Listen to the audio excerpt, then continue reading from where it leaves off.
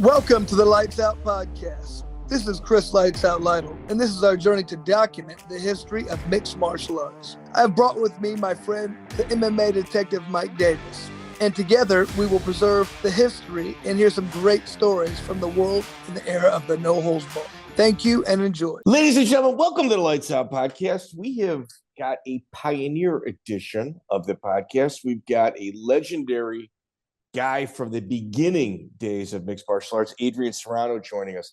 Adrian, long time no see, buddy. Yeah, it's been a while. Been a few years, actually. Yeah. So why don't we start with plugs, kind of get that out of the way. What are you up to right now, Adrian? I just run my gym, and that's about it. Location? Milwaukee, Wisconsin. Address? 5410 North Lovers Lane, Milwaukee, Wisconsin.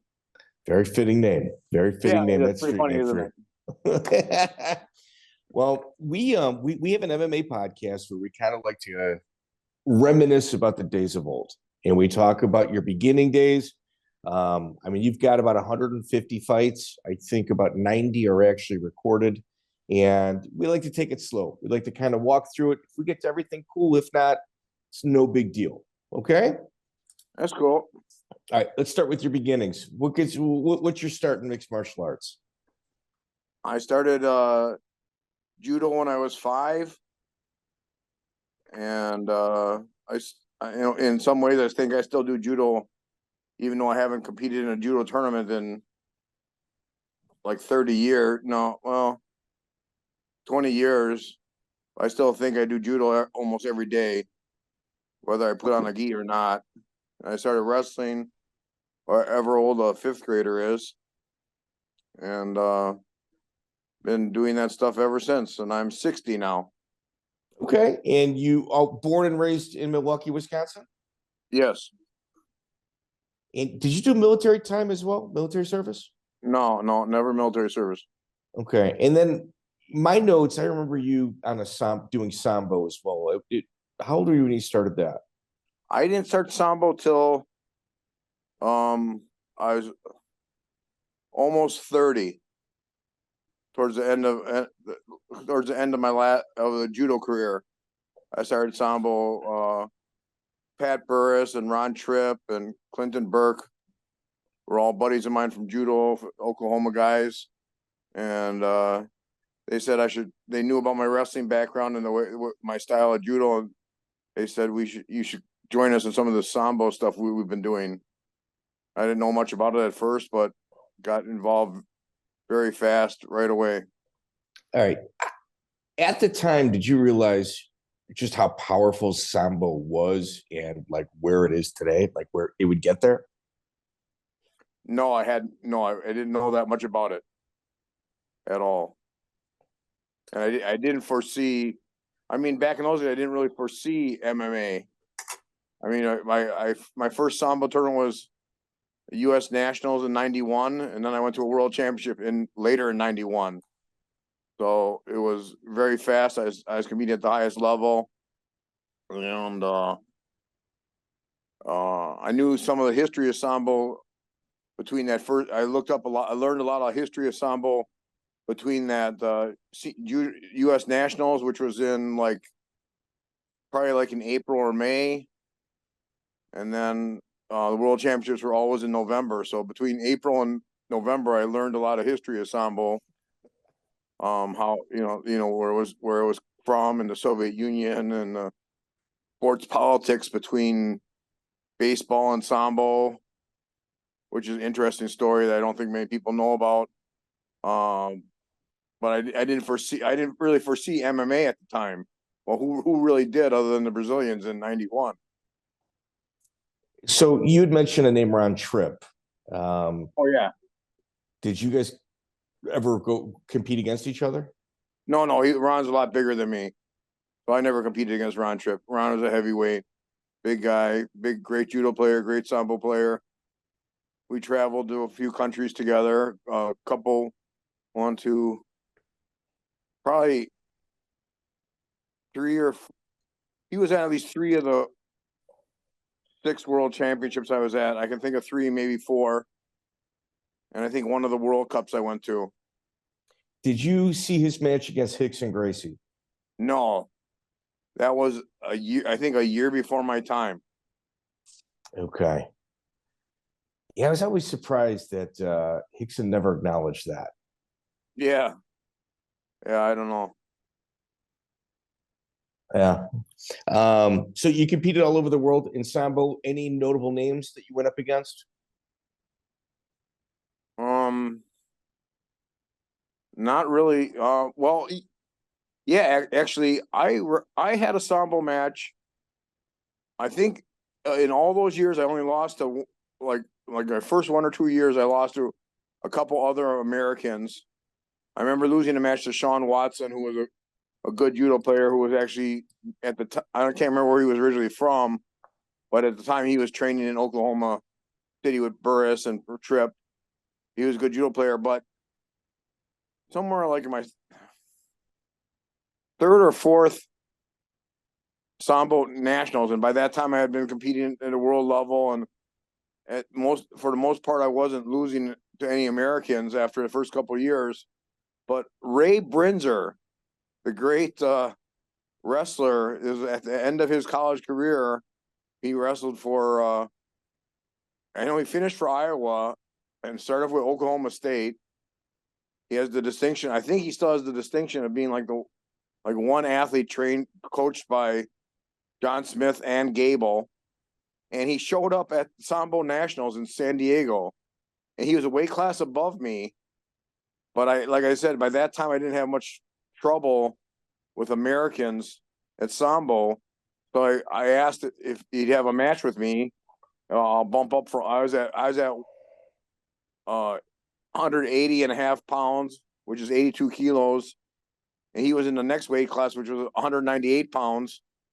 And I wanted a match with him because I knew who he was from wrestling. And he destroyed me. He slammed me so hard. Wow. It was great to wrestle him though. And I felt competitive. But that was because we were in gis. If it was like a wrestling match at that, I wouldn't have stood a chance. I would have been a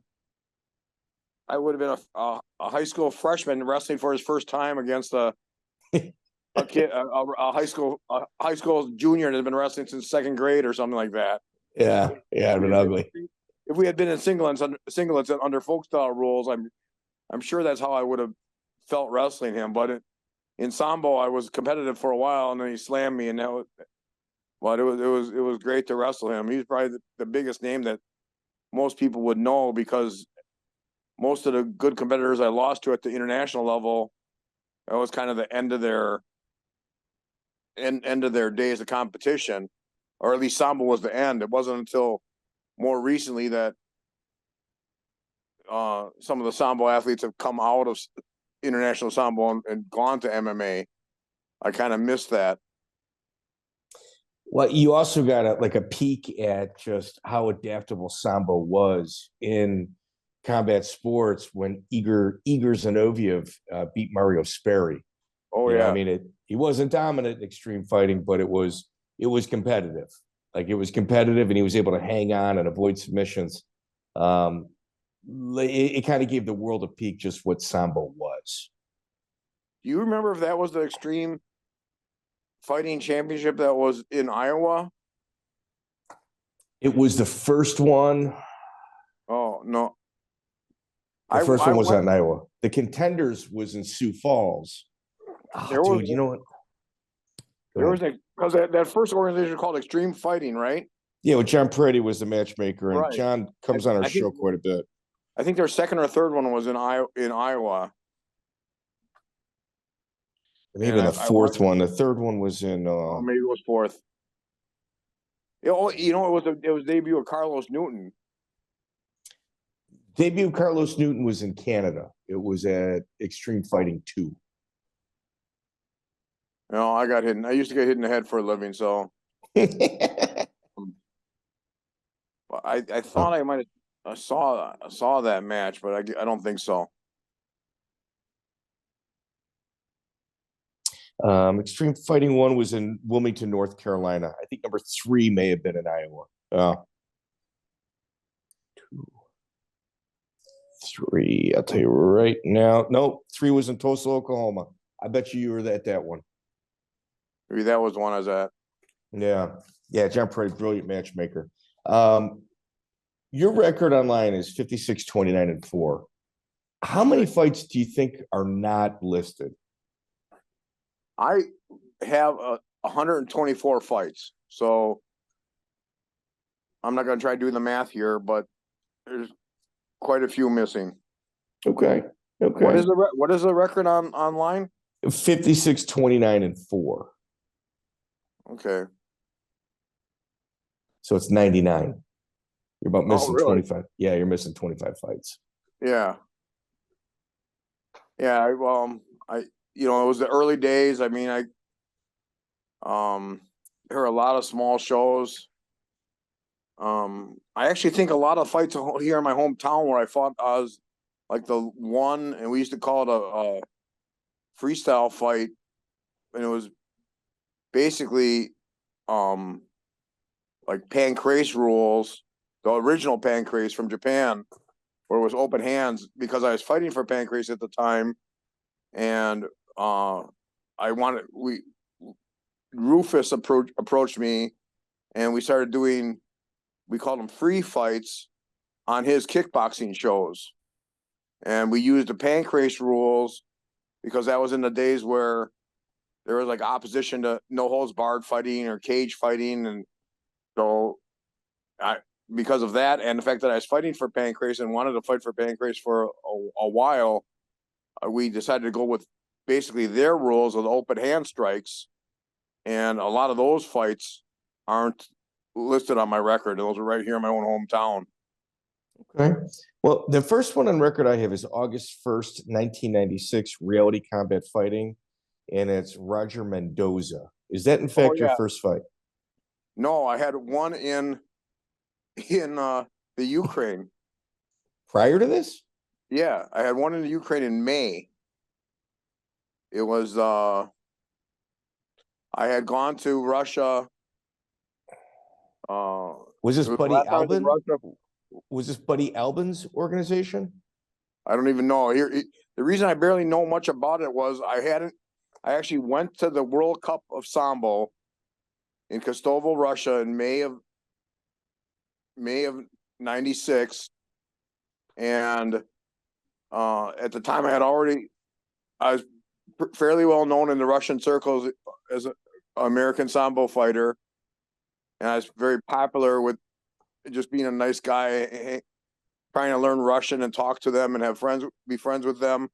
And the plan was to stay a week after the World Cup and train there in Kostovo, Russia with the team.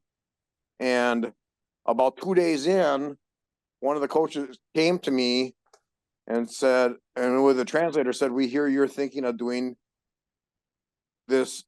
I think he called it ultimate fighting. And I said, "Yeah, I'm thinking about it. I've been working on my striking." And they said, "We have 2 Sambo fighters going to Ukraine next week to fight." And I said, "Wow." He goes, "You want to do some sparring with them?" I said, "Sure." So I did some sparring with them. And then the next day he said, he came to talk to me again and said, "I just talked to the promoter in Kiev. He wants you to come." I said, "And do what?" He goes, "And fight." I go, "Well, I have a plane ticket to leave here." And he goes, "No problem, my friend. Here I'm going to go into my bad Russian. No problem, my friend. No problem, my friend. We take care of it. He'll take care of it." So they said, "Stay another week. You'll fly with the Sambo guys from Kostovo to Kiev, and we'll bring you back. And then when train for another couple days, and whatever day you want to leave, we'll cover it." So I fought in Kiev. It was the same promotion that only a couple years later that American died. Oh. What's his name? Like Dave? Was it Dodge? Yes. Dodd. David Was it Dodd? Dodd? David Dodd? Well, no. Something like I don't. You're covering your microphone. I'm covering my microphone. No, you're good. You're good. Oh, okay. Go ahead. All I remember, because I didn't set it up and know much about it. This is one of the few fights I can tell you nothing about who the promoter was or anything like that. Well, it was late May of 96. 96. Yeah. And you said the Roger Mendoza, the other fight you referred to was August of 96, right? Yeah, August of 96. Yeah. Yeah, I had that one in Kyiv. Did you get paid for it? Yeah. I got paid pretty well, actually. What did they give you? Do you remember? I don't remember. It was more than it was over 1,000. Really? Yeah. Did you win? I won, yeah. I fought a Ukrainian karate man, a Kikuchikan style. And I remember that because I used to see them around Chicago area with they always had the white gis with the sleeve cut off at about halfway up the arm. Remember those guys? Oh, dude. I'd be at Comiskey Park as a kid, and they'd be full on gi with karate shoes on. Yes, I do remember them quite well. And they always cut the sleeves off. Yeah. At the elbow. Yeah. Yeah. That practice of how they wore their gis was universal, I guess, because I fought a Ukrainian in Ukraine with the same setup, the same way. And then it was like they liked it with frayed ends on the end of where they cut off the jacket. They didn't hem it up or not, whatever. I think is what you call it. Yeah, there's a guy I see on the local MMA scene. Wow, I shouldn't say local because he's not. He wears like a sport coat that he cuts the sleeves off of. Really? Yeah. Oh. But I think part of the big reason I got paid real good was because I was an American. They weren't expecting to have an American on the show. Oh, that's big. Yeah.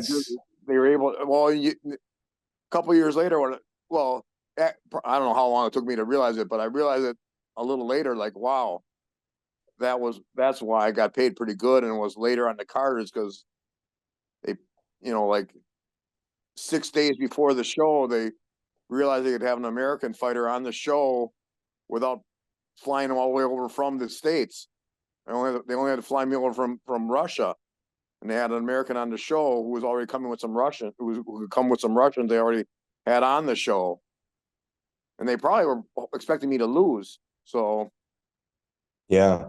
So August 1st, 1996, Roger Mendoza's your opponent.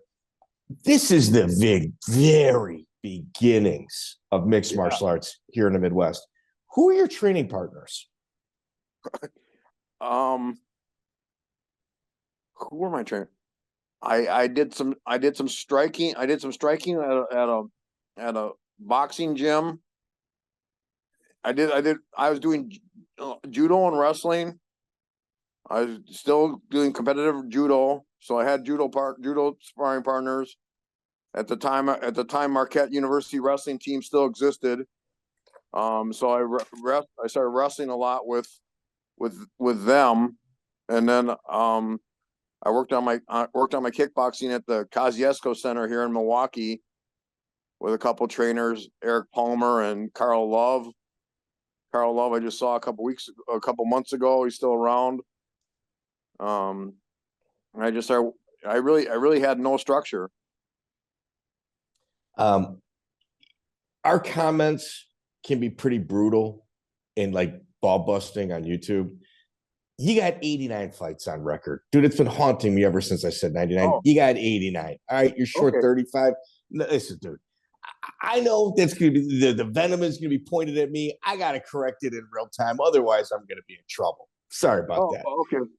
So you mean there's someone like texting in now saying your math? Not now. When we put this thing to print. Oh, dude. I see what you mean.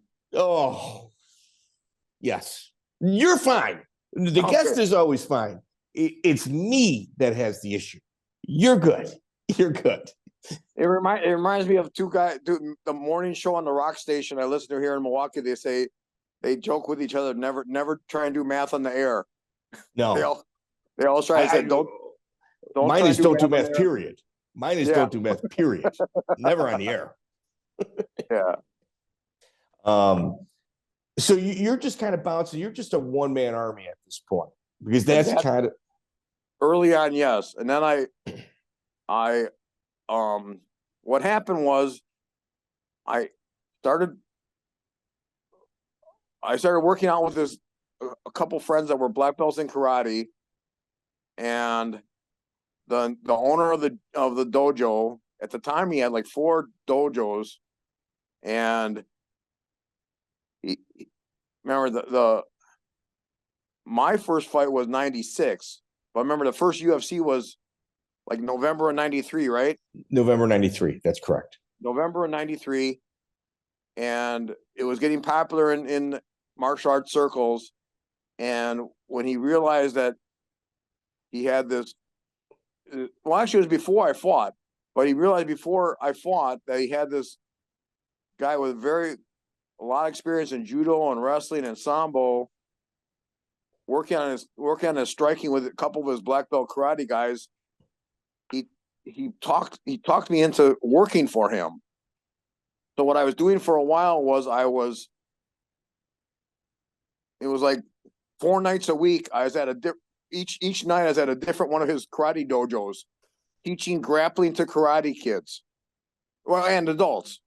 There's a kids class and an adult class, and he had 4 different locations, and I'd be at 4 different locations in 4 nights, teaching basic grappling to kids and adults that mostly just knew Kenpo karate. So it was like grappling for karate class. Right.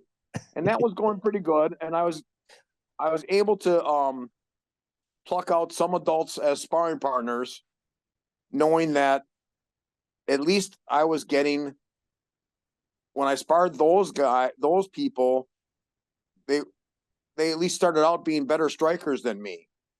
And if you got to remember, back in those days, we had guys like that, their background was just karate or just taekwondo.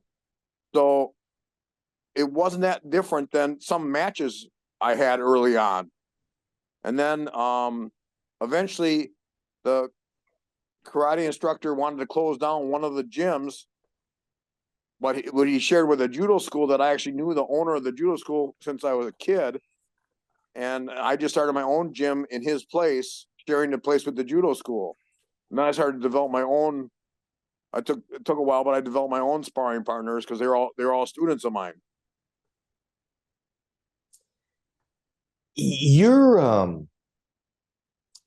actually also like coached a lot of. Your coaching has also taken you to pretty cool circles as well. One of my favorites was you had Greta Hicks fight in the hook and shoot show that was all female. Right. I think I was at 2 of those all female shows.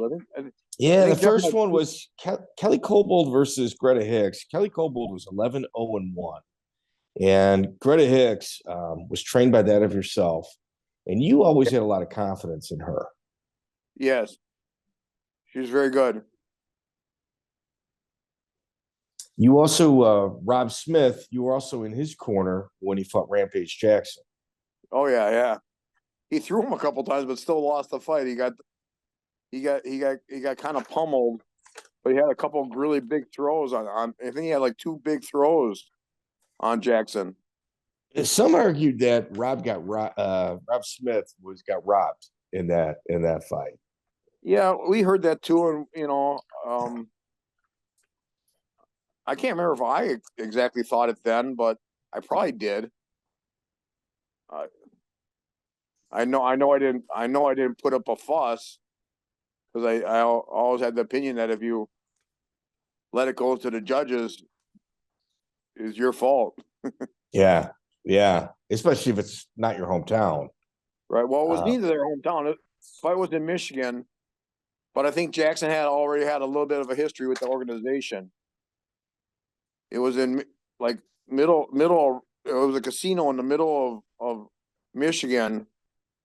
So Jackson, of course, was from California. We were from Wisconsin, so we were close to our hometown. But I think it wasn't. I don't think it was Jackson's first fight with King of the Cage. No, it wasn't. Did you think Rampage Jackson was going to be the superstar he later became? I don't remember that. I don't remember thinking that. I mean, I'm pretty sure I didn't think that when I first saw him and when he fought Rob. I think he came. I think he's the guy who came into his own once he figured out putting his striking and his wrestling together. You were also the corner of Rob Smith when he fought Terry Martin, I believe. Rainstorm. Right. Yeah, Rainstorm, Canton, Illinois, Bob Long show. Oh, yeah. It was pouring, right? Yeah, we were hanging out that day. Yeah. Oh, and I was supposed to fight later that night. Yeah. And they called off because of the rain, and it was against Guida's brother. Jason Guida. Yes. Jason Guida, yes. Great guy. I love the Guida brothers. And they were so mad at me because I took Osborne's side that, we shouldn't do it. It's dangerous in the weather. And they were mad at me because I took Osborne's side. Yes, they wanted to fight you. It was like a 2 out of 3 decision. Like you had the 2 main events and the promoter, and one main event was me and then Osborne, and we said no, and Guida wanted to do it, and they were mad at me, and I was like, I don't want to fight in the rain. Let's do it another time. We fought again. We fought like a couple months later for a different promotion. Adrian, when you told him, we can do this some other time. I mean, you're 100 fights in at this point, or damn close to it. So it's not like it's not like you're scared. You're not scared. I mean, for sure, like you got to eliminate that word from the vocabulary. But Jason and Clay were just beginning at this point, and they didn't care. I don't think Clay had fought yet. I think he fought once. You would have a better idea, but yeah, I was at that debut. Very green. Yeah. Oh, both. I mean, he was right off the Fisher boat from like Alaska fishing. Yeah, Clay was. And if I remember correctly, Jason and I had the fight at a strip club. Some would argue that's home field advantage for you. For who? For you. Yeah, some would. I remember it was the Silver Slipper. It was a Bob Long Silver Slipper show. Silver Slipper, middle Illinois. It was outside. They built like a big fenced in area and with a little like band grandstand to do events, and I think we fought there a couple times. Greta fought there too. Yes, that's right. For respect, Greta Hicks. Bob Long and Phil Johns also had like a change of shirts in case the cops came, so they could leave real quick. I don't think I knew that. Yeah. I knew that. I remember. I think we fought there twice.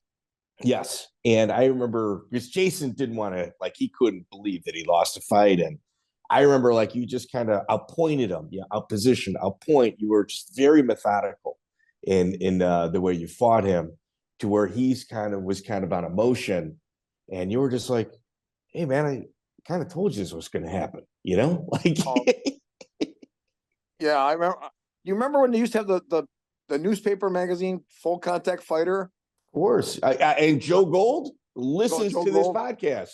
He listens to this podcast. Yes. Oh, what you just said there about how I was like very methodical, it reminds me of something I used to hear like printed in that paper a number of times. So I guess probably I'm mad at Joel about it, but I'd hear things like they'd say like another workman win for Serrano. Another technical superior win. And I used to read that stuff and go, That's code for boring. NyQuil. That's code for you win, but you're boring, Serrano. Yeah. Yeah. Okay. You said you wanted stories? I got a funny one. Okay, the second time I think we were at the Silver Slipper, I wasn't fighting, but I had other people fighting that day, including one of Junior's buddy's son, Tim Panacucci fought that night. Tim Panacucci's from Chicagoland area. Okay. Yeah, Tim Panacucci and my son here. Tim Panacucci, Mount Carmel grad. Go Right. ahead. South side of Chicago. Go ahead. My son here wrestles with his son all the time. Okay. Tim Panacucci has a son named Mario, and they've been wrestling together. They're not in the same club, but they wrestle all the time. Well, they haven't in a couple of years, but I mean, they see each other at tournaments all the time. And a couple of years back, they were the same size and wrestled a lot. But here's the story. Silver Slipper. Bob, don't punch Daddy when he's on a TV show. I get there. I'm not fighting. I have a couple of people fighting. I think Tim Panacucci and a couple other ones. And Bob goes, yeah, it's probably Bob. Might have been Phil, but probably no, it might have been Phil. But he goes, I need your help on something. I go, what? What do you want? I'll do anything. He goes, okay, we're gonna have like a tough woman contest with the strippers. There's gonna be 8 strippers. They're gonna wear 16-ounce gloves and mouth guards and brawl, and they're gonna do an 8-woman tournament. He goes, I want you to pick one, and when we do the video, we'll concentrate on the fact that you're coaching one of these strippers. You're her corner. I go, okay. He goes, well, pick one. I go, where are they? He goes, well, they're right there. They're over here getting weighed in right now. I go, okay, let's go look. I look, and he said, someone started talking to him, so his head was down. I go, I'll take the one that's smoking on the scale. He goes, what? I go, yeah, I'll take the one that says a lit cigarette on the scale. He goes, no way. He turns his head, and sure enough, there's a girl on the scale smoking a cigarette. I go, that's the one I want. He laughed, and she took second. She won two fights, and then lost to a different stripper that was like 40 pounds bigger than her because she was a little scrapper. She was kind of a skinny scrapper, and the one she met in the finals with the biggest one, and lost in the finals. But I'd never forget that time when I told her, I'll take her the one with smoking on the scale. And he first thought I meant like she was hot, like no. On the scale. The Newport, yeah, the Newport, yeah. No, he first thought I meant like she was like hot, the hottest one on the scale. And he somehow went. I go, no, I'm talking about literally smoking. And he turned his head, and went, oh my God, she's smoking on the scale. I go, that's what I told you. Yeah, the filterless Lucky Strike. Yes, that one. I want that. I don't think the story's that good. It's those strip club shows at the Silver Slipper. One, I think they're incredibly underappreciated, and two, it's amazing nobody got seriously hurt at those. Yeah, I guess. Yeah, I mean Phil Johns fought in UFC. Derek Noble fought in UFC. Right. Yeah, like some legit tough guys fought there. Yeah, Keith Wisniewski fought there. Justin Wisniewski, Right. Yeah, pretty tough guys. So around February 15th, 1997, you fight Rick Gravison. Rick, jail guard, kind of synonymous with the independent scene here in the Midwest. When does a team start building around you?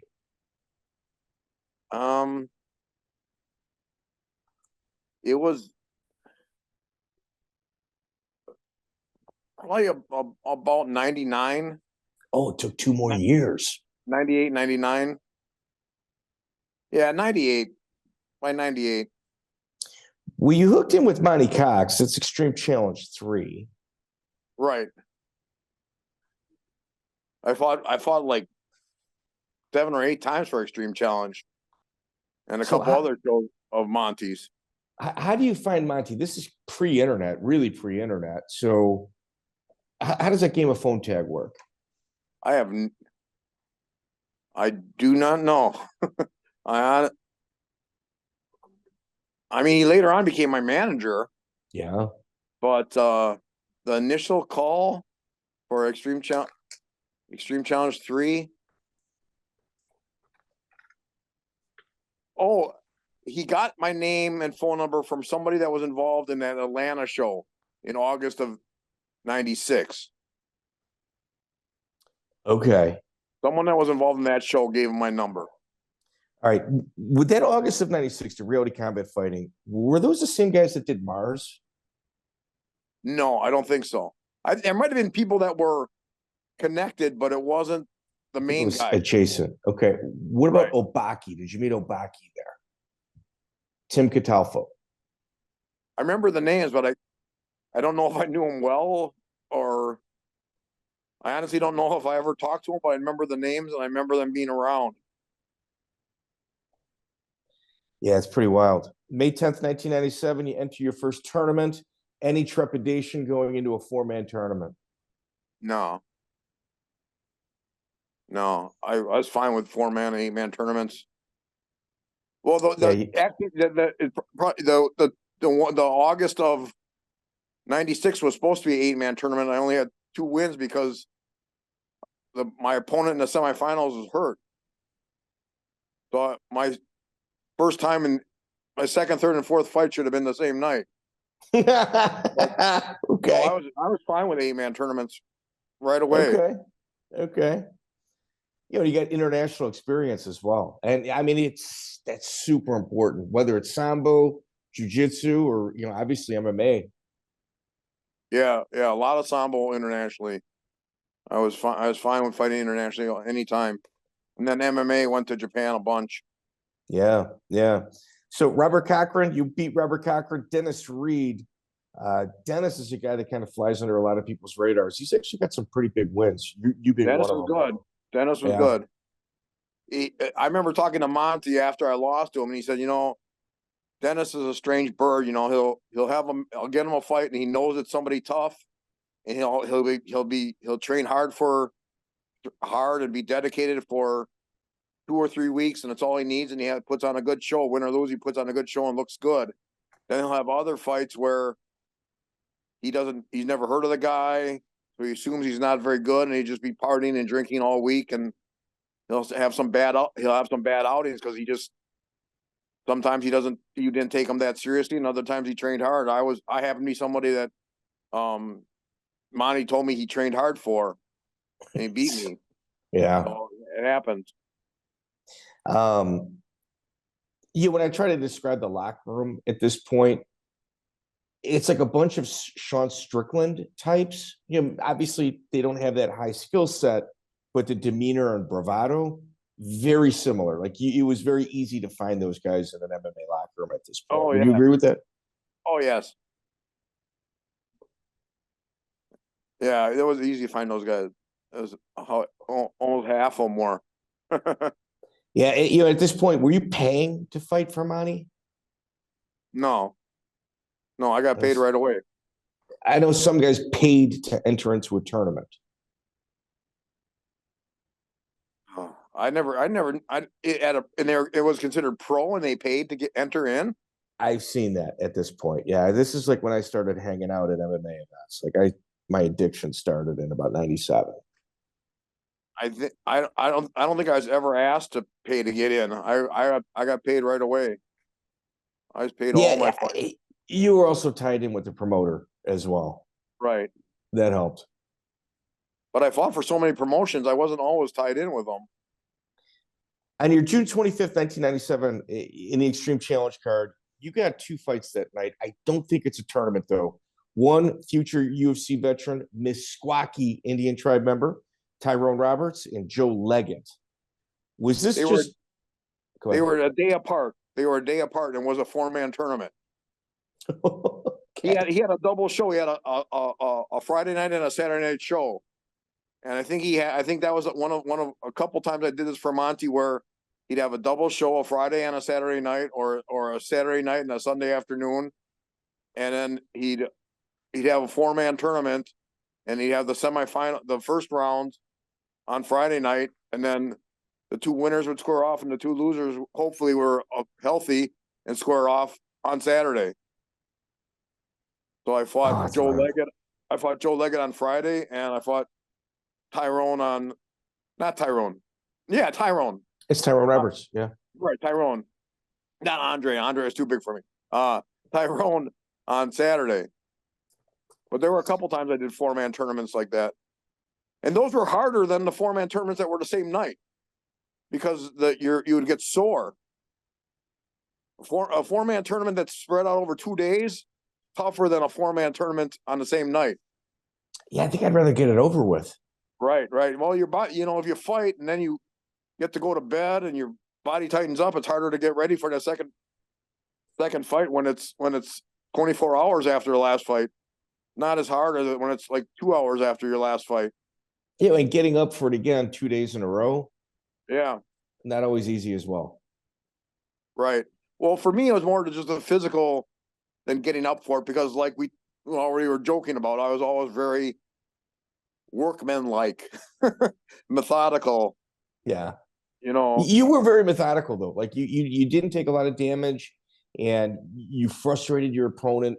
And it was a math equation for you. Like for them, it was like emotional. I didn't fight on emotions. I didn't get all mad, and no, I wasn't the guy coming to the cage screaming and yelling and having my teammates slap me in the face 20 times to get ready to go in the cage. 80 times backstage and then 10 times in front of the crowd and getting slapped to get ready. That was never me. Worked for other guys. I don't think it would have worked for me.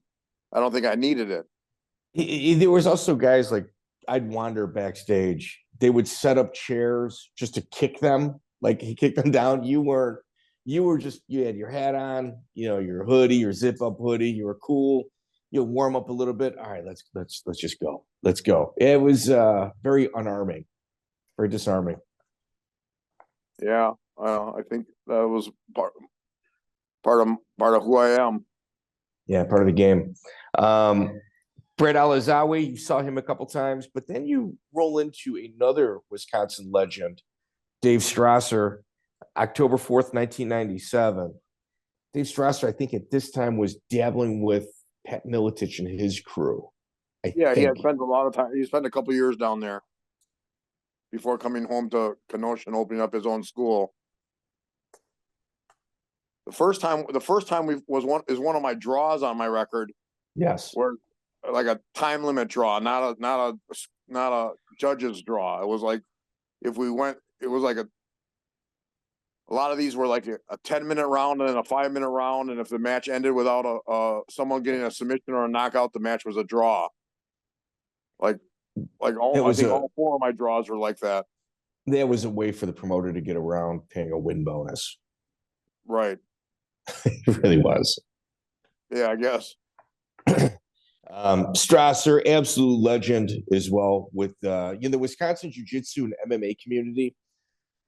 These left and right coast guys are going to roll their eyes at this, but I'm going to tell you this right now. Pound for pound, find a more dedicated and advanced community than Wisconsin, you'd be very, very hard-pressed. Every gym in that state, for the most part, is a high-end, like with an exceptional teacher, like at the head of it. Yeah, I think we have some really good BJJ and grappling in Wisconsin. Always have. Yeah, always have. Yeah. I mean, you got Marc Laimon is one of the smaller schools, and he's above like a bait shop. Right. Well, his parents own it. Oh, is that it? Yeah. Yeah, Smokies. That's the name of it. His parents own it. They've had it as long as I've known him, 20 more years, I've known Marc Laimon. Did you ever grapple with him prior to him departing out to Las Vegas and traveling like that West Coast circuit? Oh yeah. He told me that he told lots of people that the hardest he was ever thrown was by me. We were up in my gym. I think it was just him and I working out a lot of times, and he was a classic full guard jiu-jitsu guy. And we were doing rounds where we say, okay, no pulling guard, and then we do rounds where have to pull guard. So I would try and pull guard on him, which was really silly, but it was part of how we played. And I don't remember it exactly, but I remember him telling me years later He goes, yeah. I tell people you threw me so hard. I just don't want any more of the stand-up throwing. Kind of like the way Ray Brinzer threw me that time. When did you realize Marc Laimon was going to be special as an instructor and competitor? I think right away. Really? Yeah, I think I knew right away. Because for one, by the time we met, like we've gone over how long ago I started judo and wrestling in the 70s. I started judo in the 60s. Yeah, it would have been like 68 or 69. I started judo in the early 70s. I've been wrestling in the early 70s. So like you said, I've been at the grappling stuff a long time. And by the time I hooked up with Marc Laimon for some working out, I had been doing MMA fighting for a few years. Because I know it was at the Lisbon school, and we moved from Lisbon school by 2001, we left the Lisbon school. So it was early. It was 98 or 99 when I was working out with Marc Laimon, and he was teaching me stuff. And I hadn't been taught a lot of stuff by many people that late into the game. So that's why I knew how good a teacher he was. Really? Yeah. And then we were working out. And there are times not only did we play games with, okay, Mark, you can't shoot for the next round, and then the next round I have to pull guard. We play games like that, but we played games with we worked out in gis sometimes and no gis other times, and I knew how good he was with a gi on. When we had gis on, I was getting tortured. He was dominating me with a gi on. Now, without a gi, we were even. But he'd win. He'd win, and most of the time, if we were in either way, but he could toy with me, and if we were in gis on the ground. Maybe if it was stand up like the rules of judo, going for a pawns and was already throws in judo, that'd be a different story. But we didn't do that because it wasn't anything that was important to him or me at the time. Well, it wasn't important to me anymore. Big in pawn throws and was already throws. I don't think was ever important to Marc Laimon. So, but we did a lot of playing around different ways. Gi, no gi, more stand up than he wanted to do. Me pulling guard more often than I wanted to do. But I knew early on how good he was. You're talking about a guy that went from creating an incredible travel gym in Las Vegas in Cobra Kai, coaching some of the greatest names in the world, people that truly went on to high degrees of success that go out of their way to say very nice things about him. Does it surprise you that he's like in relative obscurity in Wisconsin right now? No, it doesn't really surprise me. I believe the main reason he went home was to help care for one of his parents. I'm not even sure which one. I think his father. So he's just a good son.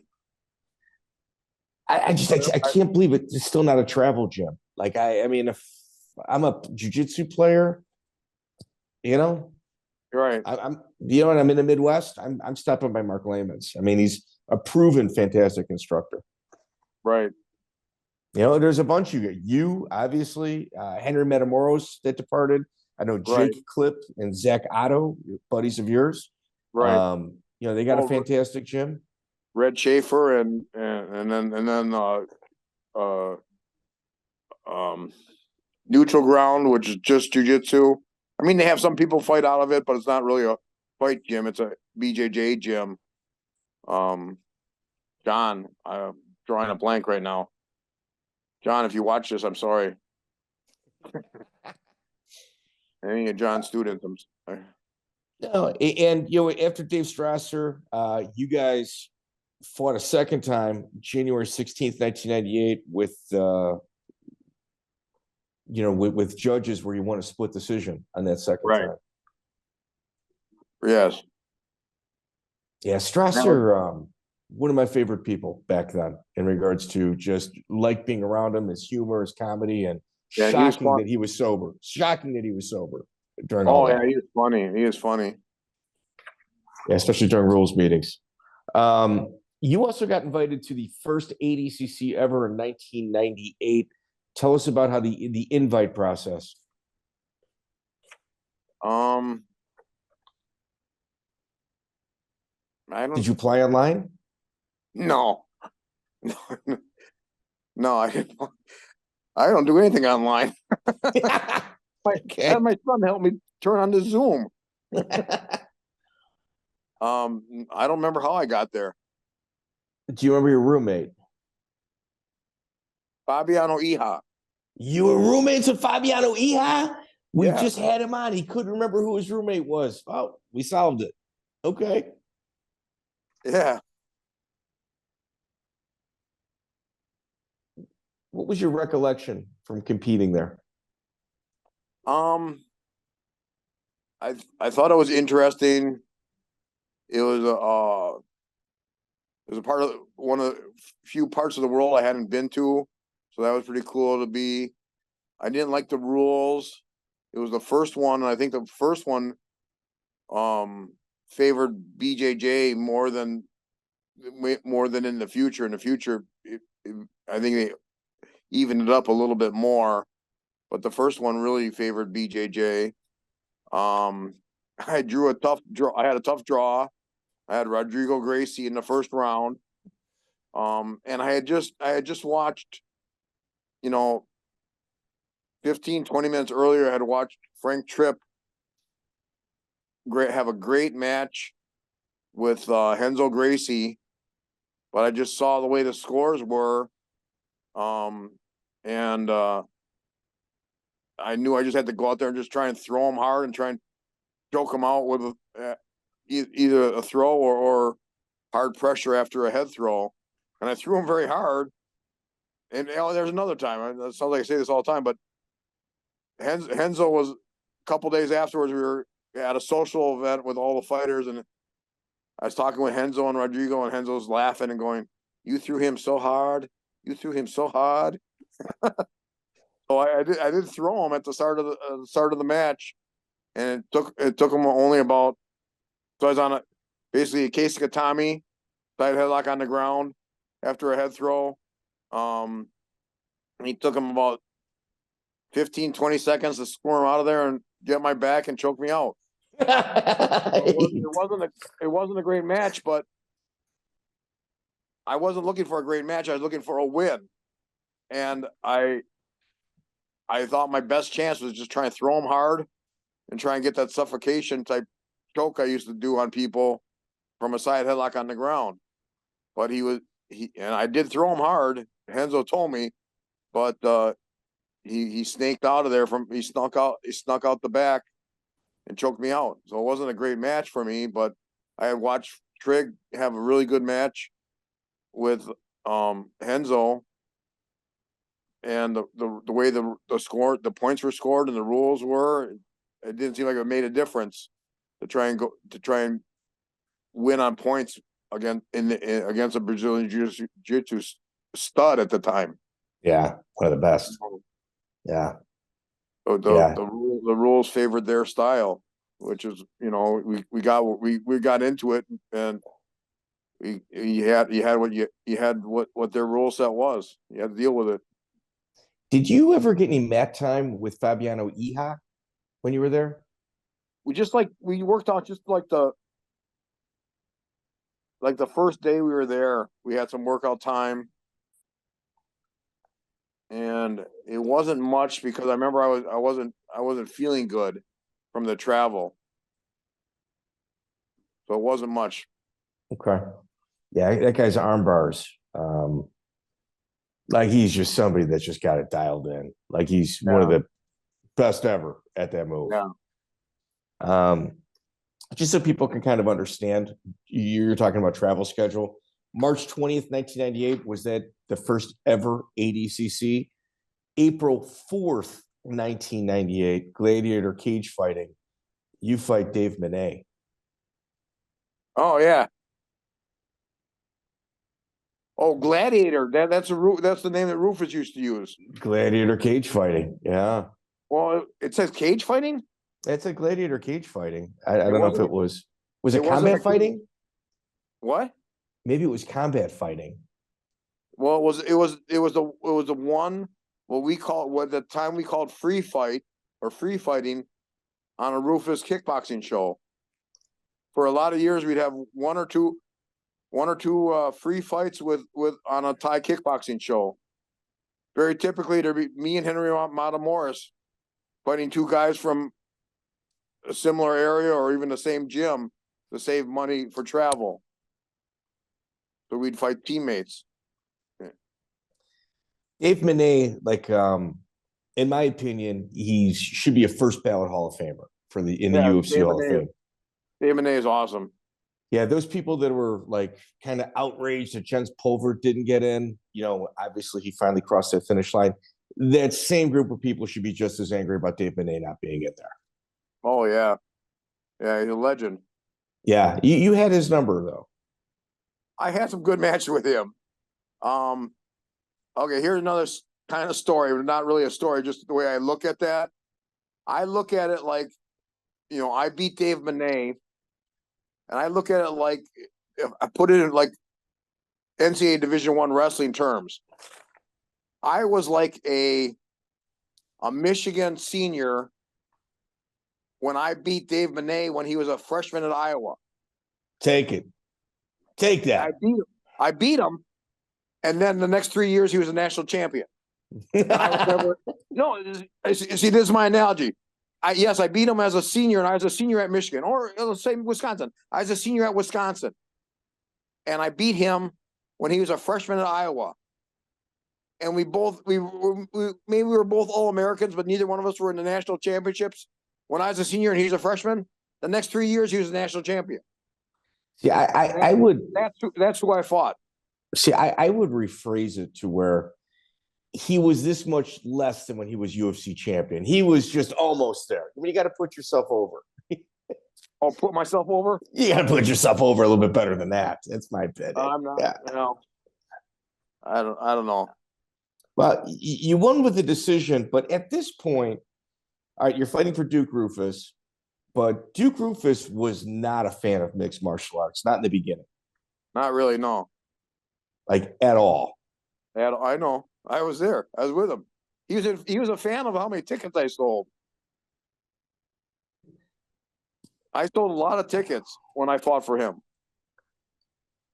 Remember, at the time, I was a instructor. For a lot of that time, I was an instructor in a karate dojo system that had 4 schools. So I had a lot of people to sell tickets to, and a lot of judo people and a lot of wrestling people. So nobody was out there hawking tickets to Milwaukee judo and wrestling community to compete with me, hawking tickets in the judo and wrestling community in Milwaukee. And I had these 4 fairly big karate dojos under one system, and they all bought tickets. A lot of them bought tickets. So Duke was not a fan of the mixed martial arts in the beginning, but he was a fan of the tickets I sold. So that's why we were in business together for a while. Did it surprise you when he lobbied so hard against mixed martial arts in the beginning? No, it didn't surprise me. He was front and center. He was front and center about shutting the sport down. Yeah, he was a businessman. He wanted karate. He wanted kickboxing to be bigger. Yeah. When you go to Pancrase, Kunioku, I apologize, is your opponent, April 26, 1998. I think where people need to kind of understand the level of competition that you're fighting at right now. Obviously, Dave Menne is a huge marker, but this guy's got to win over Guy Metzger, John Lober, Frank Shamrock, and he's got 2 draws with Yuki Kondo. He's a friggin' savage. Yeah, he's a monster. He was a monster, and it was at the time that show was a King of Pancrase show in the Yokohama Dome, so it was a huge show. Back in those days, they'd have the King of Pancrase would defend like 4 times a year. So those were the bigger shows. They'd have monthly shows or sometimes twice a month shows, but 4 times a year, the King of Pancrase title belt was defended. And the time I fought in Yokohama that you're talking about, that was a King of Pancrase show, so that was a big one. Yeah. How many people were there? Do you remember? I thought it held like 40,000. Jesus. Big. It was big. Was Phyllis Lee your manager? What? Was Phyllis Lee for Japan? Point? Yeah, for Japan.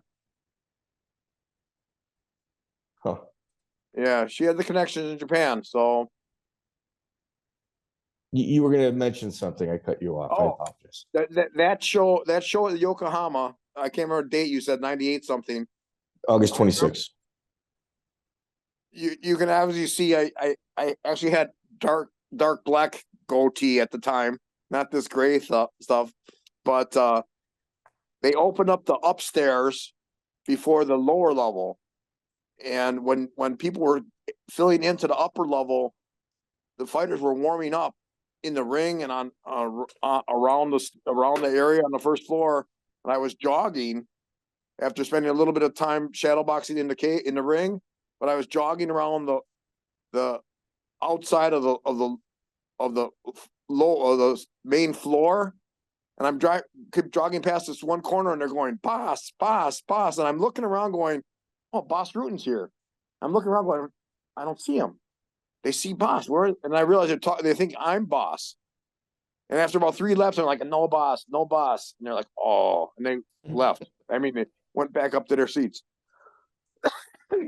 So they came down to the front row of the second level, thinking I was Bas Rutten running around. But I'm about 4 or 5 inches shorter than Bas Rutten. So, but from their vantage point, they probably couldn't tell how short I was compared to Bas.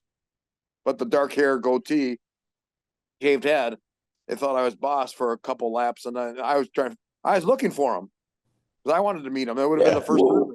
I think it would have been the first time then. And I'm looking around for him. I met him the next show. The next time I fought for Pancrase, I believe I met him. Oh, and my son's middle name is Bas. Really? So Adrian Bas Serrano, my son, who was just here, helped me get on the Zoom. He's a monster wrestler, by the way. But his middle name is Bas.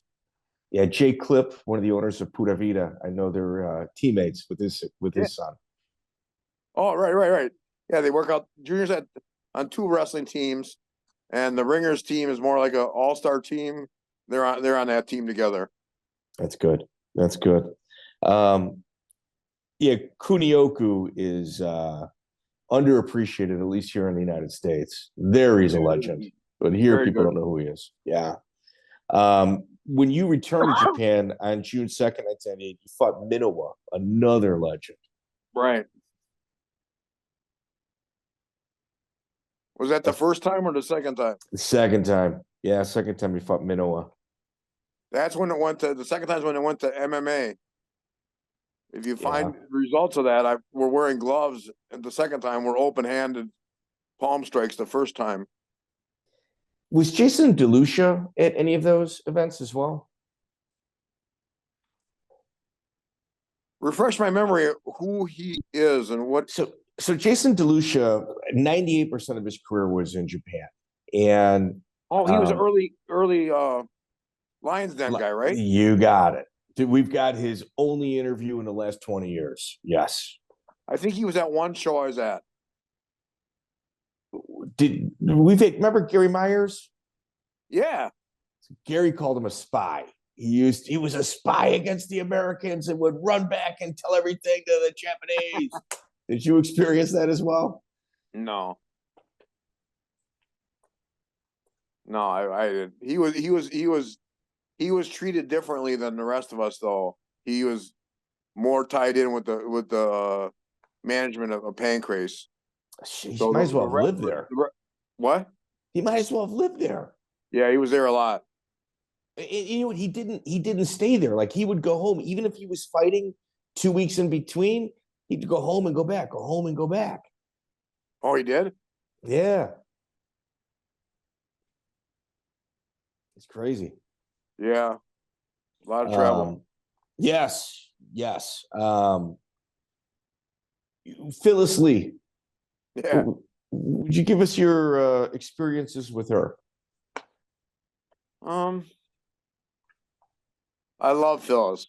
She was a great lady, very kind, wanted you to succeed, wanted to help you succeed, used her contacts to help a lot of people get fights in Japan. She's an old school pro wrestler. She was a female pro wrestler herself in her younger days. So she knew the wrestling business very well. She knew Dean Malenko and his family very well, and Al Snow, all the Ohio-based people. Great lady. You know, you said it perfectly. Picture somebody that's doing female pro wrestling at a carnival, going city to city. Yeah, that's who Phyllis Lee was. You know, that's. You know, I never asked her, but I years later, seeing some of this, watched this thing called Dark Side of the Ring type thing. I think it was. I wish I would have asked her if she ever got to work with the Fabulous Moolah, because it seemed like they would have crossed paths. It would have had I don't know, maybe they wrestled a bunch of times. Maybe they hated each other. Maybe they loved each other. I never asked her. I wish I would have. I've been looking for a wrestling picture of hers so I could frame it and throw it on my wall where it rightfully belongs. Can't find it? I can't do it. I've tried. I've been trying for almost a decade now, man. But you know what I mean? You got a picture of Phyllis Lee on your wall? Let me tell you about her. I mean, it's just incredibly interesting woman. Yeah, very interesting. Dave Menne, you guys had an actual grappling match as well in '98. This was Dave trying to kind of figure things out. It was on that Gladiator freestyle fighting that you had said. You got to win. You got to win there over Dave Menne, and you wind up in Texas, United Shoot Fighting in an 8-man tournament. Yeah. That was with the promoter was Steve Nelson, was an old buddy of mine from Sambo. That's another Sambo guy. Yes, Heath Herring was a Sambo guy under Steve Nelson. Right. Try to get him on. He said no. But Steve Nelson, dude, legend within his sport. Yeah. Another show drawing 20,000 people. Right. That was a cool show. It was in I fought twice in Texas, and both times were in rodeo barns, where they put out all this big plastic to cover the sand, and then bring a ring in, or both times were rings, and then the chairs. It's over big tarps of plastic over the sand. So they use those rodeo barns for other uses to make them more useful to the owner of the barn, of the rodeo hall, I guess. Yeah, Evan Tanner later bought that promotion. Oh yeah. He fought that night that I was there. I saw that. Yeah. He had a single fight. I was in an 8-man tournament, and I lost to an Iranian wrestler in the finals. Yeah, Ali Elias, he actually ended his career with 8 straight victories. Really? He was one of those guys that kind of came over on a visa and stayed, or had some sort of hardship visa. I know he was on the national team. Yeah, I don't know. I don't think he was an Olympian, but I know he was on the ladder. Yeah, I know he was. I remember Steve telling me he wasn't an Olympian, but he represented Iran in some other lesser international tournaments, but not like world championships or Olympics. He fought on Cage Combat in Iowa against Bart Geyer. Was that one of Ched Mason's shows? No, that was another name Monty Cox used for a different business partner. Okay. Yeah, probably different partners, and that was another one, a time limit draw. Yeah. January 20th, 1999, you fought Wanderlei Silva in Brazil, International Vale Tudo. No gloves on, remember? Yes. IDC with no gloves. You're doing a bare knuckle thing before it was cool. bare knuckle MMA. in Brazil against the axe murderer. against the axe murderer. Yeah. I remember when I took that fight, everyone kept thinking I didn't know who I was fighting. I was like going, you know who this is, right? I go, I know who it is. Shut up and train. I mean, guys that I brought up were asking me. They were like, you know who this is, right? I go, I totally know who this is. Let's roll. I said, I don't want to talk about it. I said, let's train. Sometimes your training partner's got to kind of help fake your way through it. And it doesn't sound like they were good at it. Yeah, they were like, you do know who this is, right? I go, yeah. Yeah, then there's that uncomfortable pause between you two. Yeah. You know what I mean? Like, there was, yeah, a couple of those. Yeah. What was your experience like in Brazil? I mean, what was it? Frederico Lapenda, right? This is his organization? Right. Yeah. No, Sergio Battarelli. Well, those two were kind of partners back and forth. Battarelli was more of a referee. I know. But he owned the IVC by the time I got there. He was the owner. Okay. I think they had a falling out, but I think the earlier days I had heard they were partners. But right. by the time I went for the first time in '98 or so, 99, they weren't friends anymore. But I enjoyed being in Brazil. I mean, I was,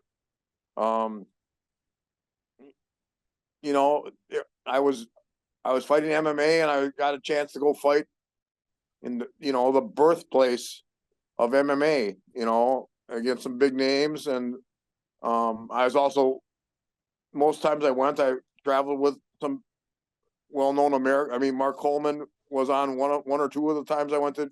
He didn't fight when I went there, but he was with us. Brandon Hinkle. Yep. What? Brandon Hinkle fought on it. Yeah, Brandon Hinkle was on one side. Mark was with him. I mean, and Nick Nutter. Nick Nutter is another guy that fought on it. Yep. Right. And then also had Jason Guida with us, and Jason Guida, the indie animal. Yeah. There's another good one. Yeah. Tough guy.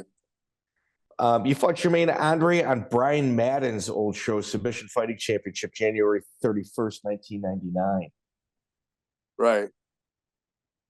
Brian Madden was one of the third Killer B outside of B. Brian Blair. And, right. Yeah. He was old school wrestler too. Old school pro wrestler. Right. Juice to the gills. I remember like seeing the veins coming out of him. And just like you heard the steroid voice in him. Yeah. Unfortunately, he passed young, so then heart attack. Yeah. It makes you think that probably had something to do with it. You don't know, but probably. Jermaine Andre, the first time you guys fought, obviously a legend from the St. Louis area. You won by rear naked choke. Right.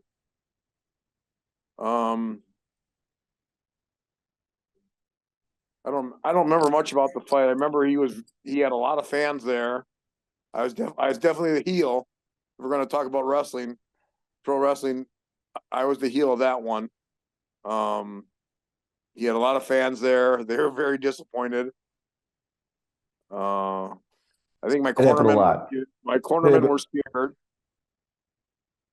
My cornermen were scared, so I don't know what was all said to them. No one said anything to me. It's good. But I think I did. It says I run with a rear naked choke? It said you won with the rear naked choke, but you guys fought twice. You guys also had a rematch. Oh, yeah, with Rings USA. At Rings USA. And I know Duke lost that one. You did lose, and Duke Rufus was kind of public in regards to some remarks in regards to that of yourself. Oh, I never knew that. Really? Yeah. Yeah, I remember him kind of saying, no, he doesn't train here. Like you were saying, hey, I trained with Duke Rufus for this one. And his response is, no, he didn't. And, maybe he was right. But I also recall around the sanctioning for the Muay Thai when, was it Dennis Munson had passed? You were front and center in regards to the vocalization of sanctioning for the rules of Muay Thai, kickboxing and Muay Thai after he had passed. I figured that was just kind of, I'm not going to say sticking it to him because you were saying the right things, but I thought there was a little bit of motivation behind it.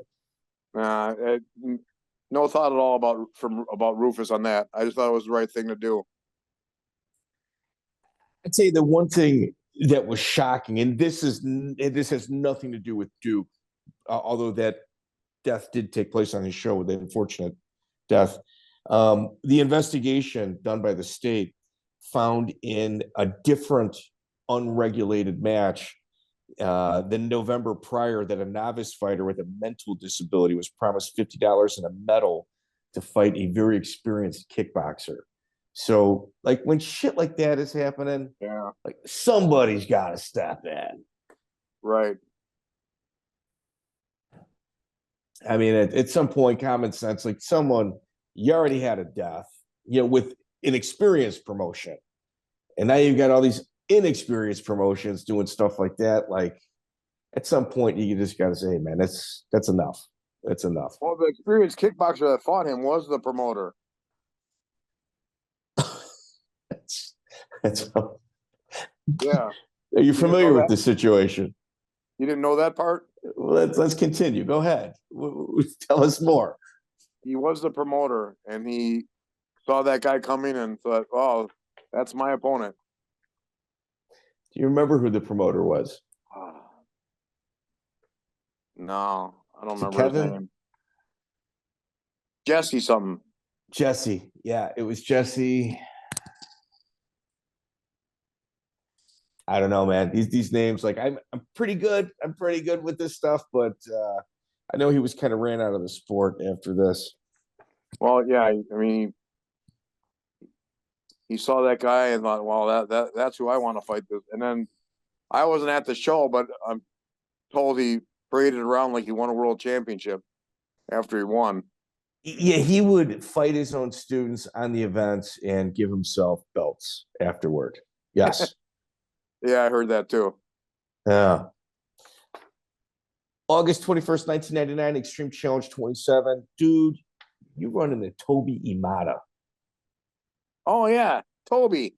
Friggin' stud. Yeah, Toby's good. I beat him, right? Yes.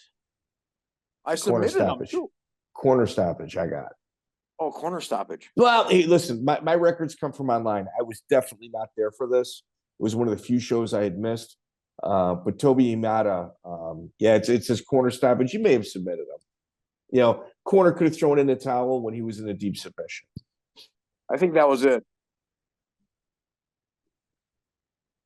I had the, like, back Kimura on him. I had him on his back and able to take his arm behind his back and raising it towards his head. Eric Davila, you run into him. So let's kind of like understand where this is. Toby Imada at this point is 6-1, and his trajectory is through the roof. Later, he submits Jorge Masvidal, does some pretty incredible things in kickboxing as well. Like, in kickboxing, has an incredible run. Muay Thai, I should say. In Muay Thai, he did. And Eric Davila was 5-0, and you beat him with a Kimura as well. That's a hell of a night. Yeah, Eric Davila was. Well, that was Monty putting together kind of like a all-star 4-man tournaments. And Eric Davila, I think, was from Texas. Yes. And of course, Toby was from California. But the best of Texas, best of California. Arguably, you're the best in the Midwest at this point. Like, that's a UFC level tournament right there. Yeah, you're probably right. No, that's definite. That's for sure. That's for sure a UFC level tournament. He could have been my agent. Get him more money. Right. I don't know. I don't remember who the fourth one was. It must have been someone that Eric beat the first night. Who did Eric beat the first night? Dude, usually we got this guy Joey sitting in.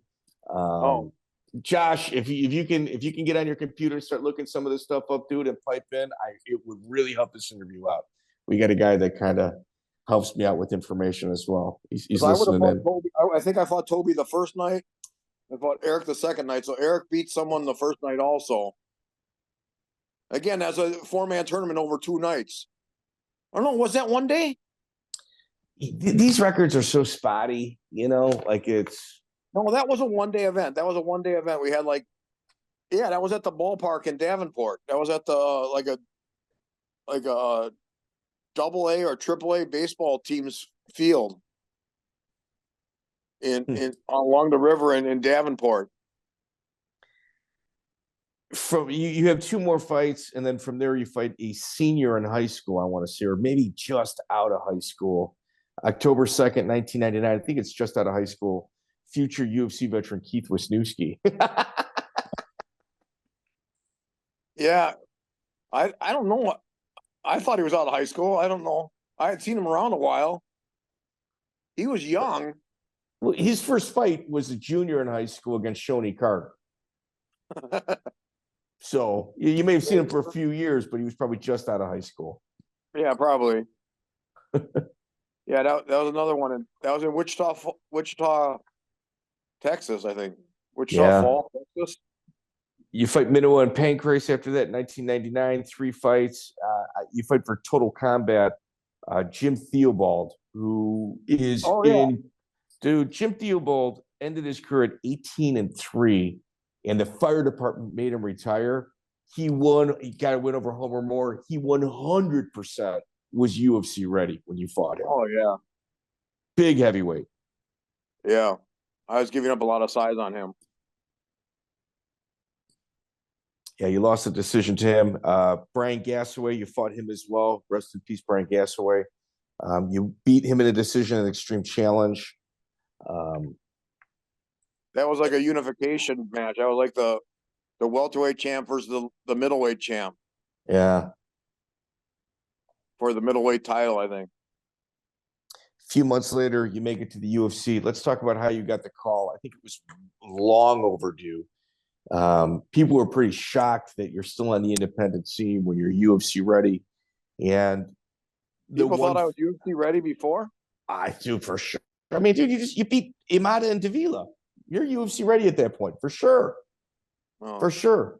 You take the long road to get there, and they give you a guy from Chicago named Shonie Carter. They could have given you anybody else, anyone else, and they line you up with Shonie Carter. I was a little disappointed in that matchup, to be honest with you. Yeah, it was too bad. I like Shonie. I mean, we'd been around together a while. Good guy. That was bad because that was like that was in the era when those early fights used to be 2 rounds. So the fight was 2 rounds, and I had a better gas tank than Shonie. At least most of the time. You had him in a rear naked. Well, dude, that's a bold statement because Shonie Carter's known for his gas tank. And I think he threw you around quite a bit, but you let him. Like, you let him use your weight. And dude, as the bell rang, you had him in a rear naked choke. I know. Yeah. I think if it would have had 3 rounds, I would have got him in the 3rd round. Yeah. Yeah. And like that, like I said, Shonie Carter at this point, he's Mr. in shape. I mean, you're talking about a guy that's hardly ever had a sip of alcohol in his life, never touched marijuana or anything like that. And you were also prime ready to go. I think it's your calm demeanor, and he's high octane. That certainly helped. Right. What about afterward? What was the conversation like with Joe Silva afterward? Was it John Perretti at this point? It was John Perretti. It was Perretti. I remember him telling me to stay closer to welterweight, and I'll bring you back soon. And never got the call. Remember, at that time I had fought at welterweight for a while, and then started fighting heavier. Then I got the call. They wanted me to back down at welterweight, so I had a bunch of weight to cut for the UFC, like 30 pounds. So, what was your impression of Perretti as a matchmaker? He was the best at the time, for sure. But I really was only on one show, that he did. Maybe no, two shows. I think there was some like weird. I don't even remember what the name was in Atlanta. and I fought a Brazilian from American Top Team. Amir Brassard. No, I fought him a different time. I fought Wald Blois. Wald Blois. Oh yeah, that was his show. That was Perretti's show. I think so, or he was just there. I remember. I'm pretty sure that was the longest conversation I ever had with Perretti was at that show. I thought he was the matchmaker. I don't even remember what they called that show. It was a loaded show in the suburbs of Atlanta. Was it WEF? He may have been a referee. Jamie Levine would have been a promoter. That could be. I know. I had dealings with Jamie Levine. I just don't remember if that was the one. Remember, I used to get hit in the head. Yeah, well, you're doing pretty good. You're doing better than 90% of the other people we have on here. That's for sure. Thank you. We throw some names at you. Reese Shaner. Miss him. Cool cat. Real good guy. Yeah, I miss Reese. Ron Faircloth. I miss Ron too. I just wasn't as close to Ron. All right, so you were at the WEF 8. It was Jamie Levine's show. That's correct. Josh just dropped that in. Was that one I called Wald Blois? Yes. Oh, okay. Yeah, Faircloth, that whole Strasser crew, Brian Garrity, Pat O'Malley, Jamil Massou. Yeah. Interesting guys, man. Fun. Yeah. Nick Thompson, real fun guys to be around. Yeah. Yeah, I saw Garrity not that long ago. I talk to him a couple times a week. Oh, do you? Yeah. Oh, okay. Did you had a disease at one point, like a skin eating disease, and it almost ended your career? Yeah, I had the fleshing. I had MRSA with the fleshing disease. Do you remember how you got it? Necrotizing fleshititis with MRSA. And every doctor I saw said I very lucky I didn't die, but I should have lost my leg. If I wasn't in such good shape, I should have lost my leg. How did you get it? I was doing an exhibition. I think it was a kickboxing exhibition in Chicago. And something that I got a cut, and something that touched my skin when that cut was open, or when they stitched me up and back, something got in there, and 2 days later I started to feel sick, and girlfriend at the time came home and said, "We got to go to the hospital." And I said, "No, it's just the flu." She goes, "No, it's more than the flu. There's something's really wrong with you."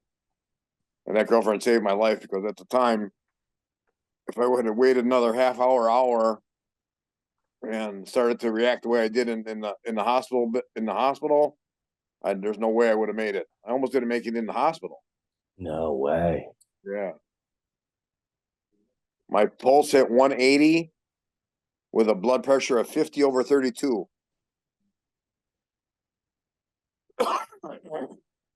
Wow. So Dave Strasser came from a Shidokan background. I was really surprised that I never saw you fight in any of those, especially with how big it was in the Chicagoland area. Oh, the Shidokan tournaments? Yeah. I don't know. I think that I was only interested if in the fighting if it had grappling. Those were all round three. Like round 3 had grappling, or rounds 4 and 5 had grappling. That was later, when they first, for a while, it was all stand up. They started adding the striking, the grappling later, and by that time, it didn't appeal to me.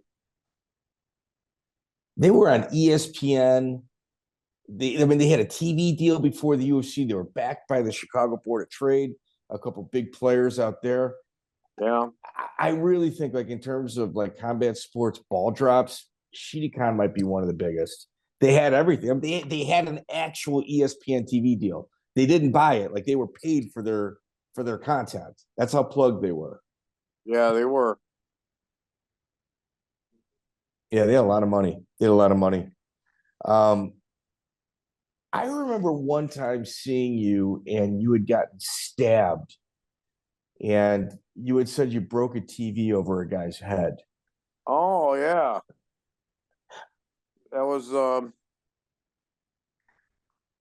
was collecting money for a friend.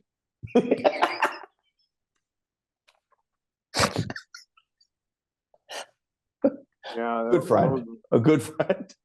Very good friend. Yeah, I remember you were bandaged up. Like, yeah, I broke a TV over his head. Like you didn't even use you've hardly used bad words, and you were just like, yeah, broke a TV over his head. I probably didn't use a bad word when I rushed the guy's house either. If there would have been a commentary, they probably would have said something like, "Well, he was all business." Right. In your journey, you've fought quite a few people. Joe Dorkson being one of them. I don't know. Oh, So El Dirty Joe Dorkson. He fought Matt Hughes. In Oh, terms of Canadian fighters, yeah.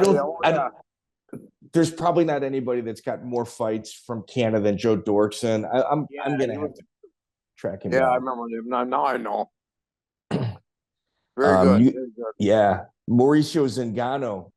You also fought him. Rest in peace, another guy. Oh yeah, I did. That was to a draw, and that was a fight where I forgot it was going to be to a draw if we went to the time limit. And I remember it must have been broken up into 3 rounds, and about halfway through the 3rd round, the promoter must have realized that I was playing to win the fight on scorecards just from dominating on top. But the promoter must have realized I forgot. And like midway through the 3rd round, he got the cage side and reminded me that if there's no, he was saying something like, if there's no, he said, if the time runs out, it's a draw, Serrano. If the time runs out, it's a draw.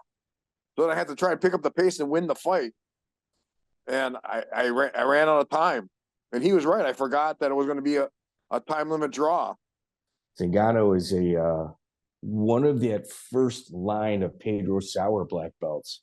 Him, Jeff Curran, Greg Nelson, They all came out together. Right. Yeah, pretty impressive.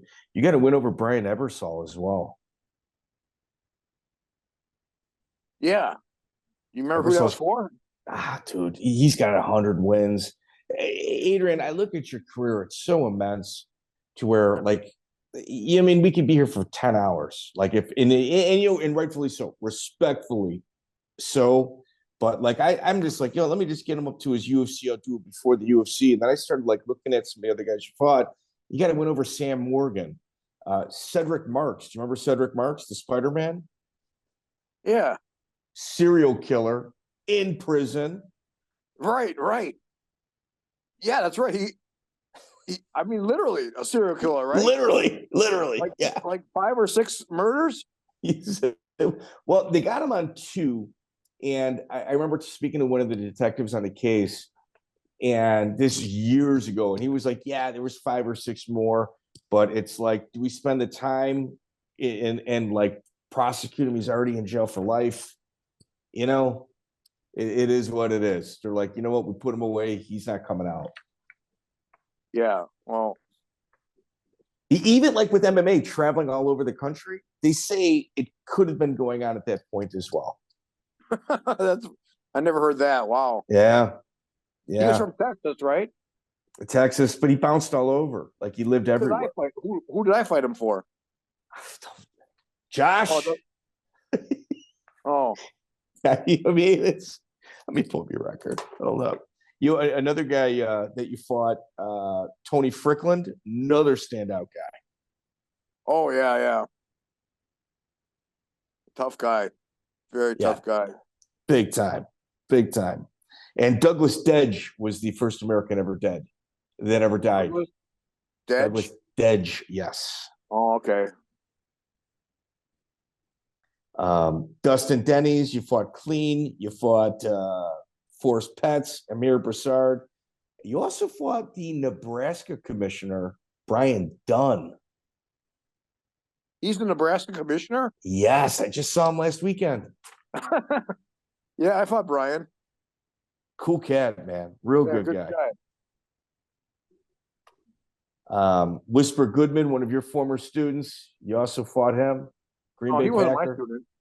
I thought you guys worked out for a while together. His coach brought me in a couple times up to Green Bay. He was never my student. Yeah, you traveled the world, man. You also remember MMA promoter, I think one of your coworkers, Jason Steele, Steel Fist Entertainment. Oh yeah.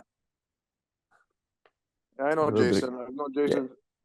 Yeah. He worked for me as a bouncer for years. At the Crazy Horse. A club like the Straight Crazy Horse, yes. But also at Summerfest. He was part of my crew. He was part of my crew when I was like the assistant manager in the amphitheater at Summerfest for all those years. He was he started with me when he was 18 or 19 years old. I had all the studs. I was in charge of the guys that were called roamers, and I had a lot of the biggest guys, but I also had big guys that are also fast because we had to cover a lot of ground. We were all over that place. My brother had the biggest guys. My brother was a supervisor of the pit, so he had all the 300-pounders. I had the in shape 250-pounders. Here's Bas right here. What's up, dude? Adrian Bas Serrano. That's awesome. Named after Bas Rutten. And Travis Fulton, somebody that you cross paths with quite a bit. Yeah, that's a bad story. Of course, everyone you've talked to, I'm sure, had no idea. None of us had any idea of all that stuff he was doing. He got brought up on funky charges, and I want to say like 2013.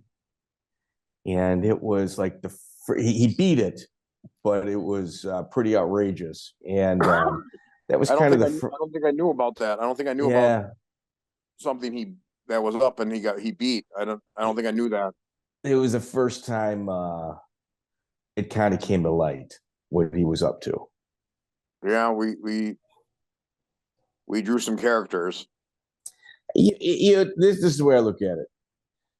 At the end, the very last thing Travis did was the right thing.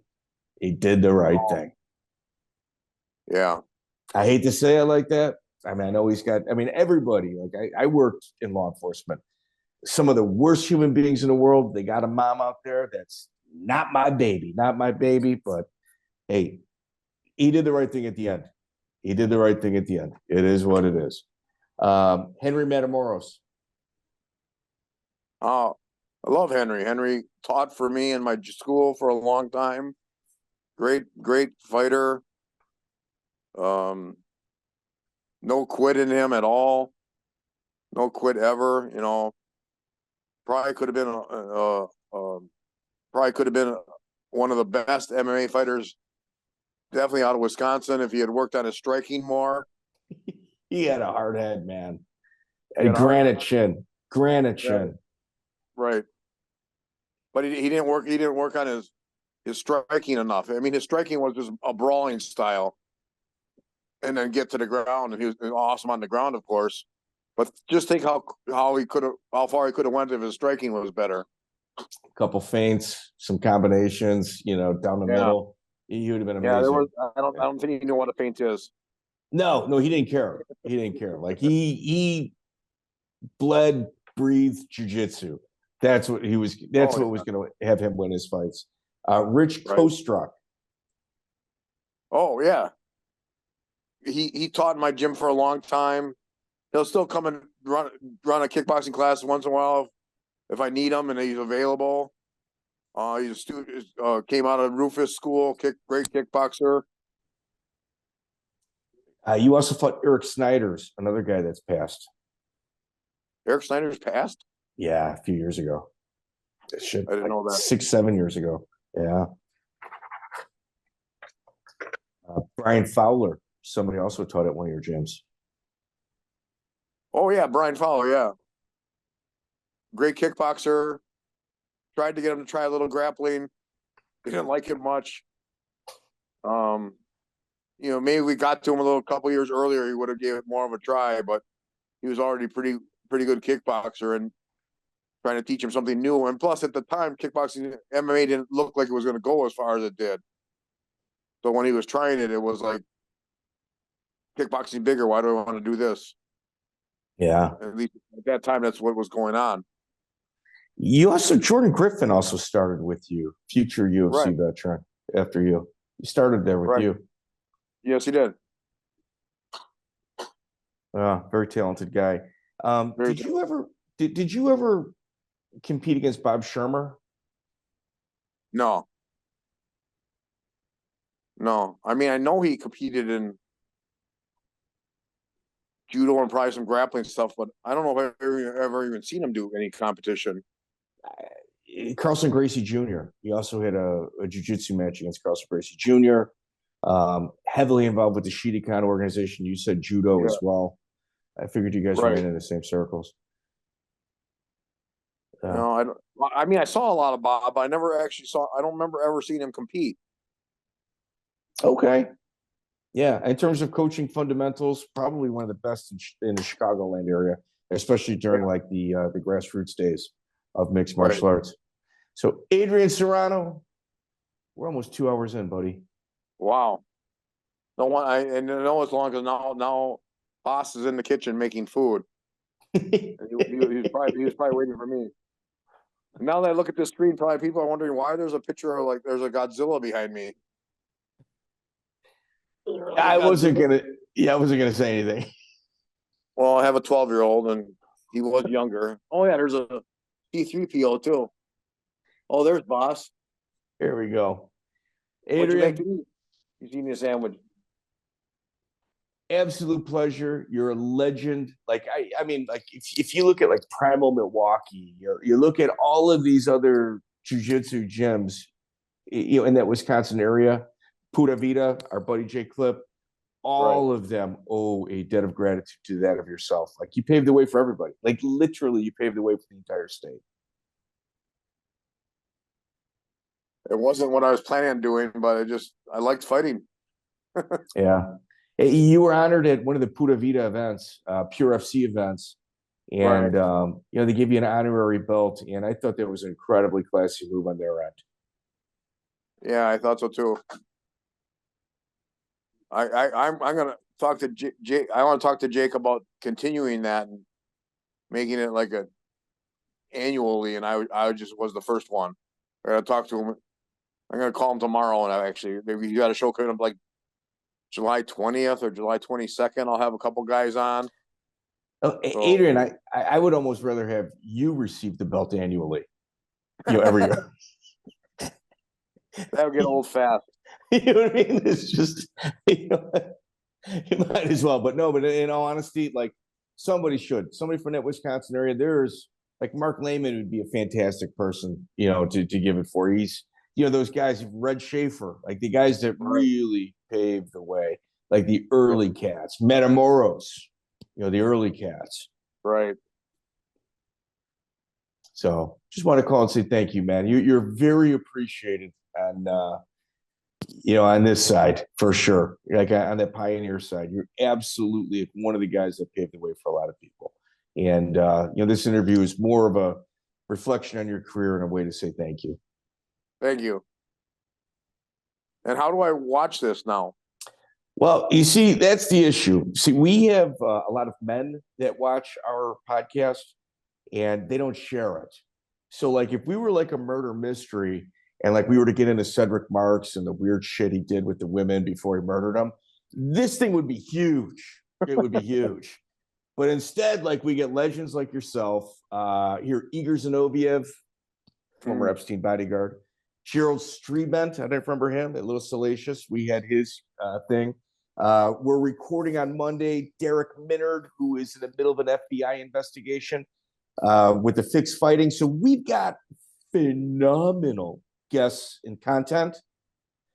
but the dickheads that listen to this don't share it. Sorry. It's just me. So we usually get about 2,000 downloads per episode. So it's YouTube, Spotify, Apple podcasts. So you can find it everywhere, like Google Play. I'll send you. It's probably going to drop in about 2-3 weeks. We're usually about 2 or 3 weeks out before things get dropped. So okay, I would say give it a share, but you're not a tech guy.